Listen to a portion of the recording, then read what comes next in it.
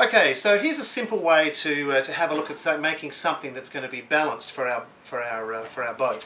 So here's our piece of foam, and I've got just a very simple piece of paper. So if I fold this piece of paper in half, now if you think about symmetry, symmetry is the line which is a mirror image of the other side. So if I folded this in half, one side's the same as the other. So here's one trick. You can use computers to draw this and all sorts of things, but if I think that the front of my boat is going to have a nice curve to it, it's going to go down to the back, and I think then we might come back to here, and we might make the back a little bit different. So there we go, there's half of my boat. So if I simply now take a pair of scissors, cut along the lines, cut along this line, and I'm trying to follow it reasonably closely.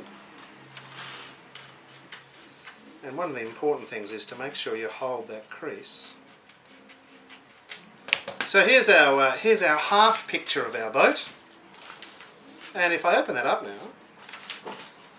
now I've got something that's going to be balanced on both sides. So I'll bring back my piece of foam, and if I now position this on the foam, and then using a pen, if I trace around the outside of this,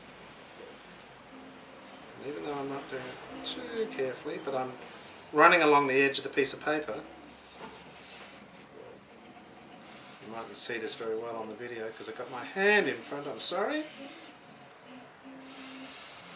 But you've got some of the idea of what we're doing. That was lucky, it went right on the edge.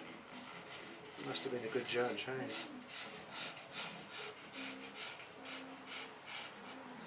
So there we go, so now I've gone around it and now voila.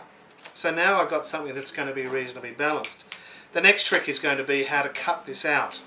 Now, there's lots of different ways of doing that, and we'll come back in a second and explain some of those.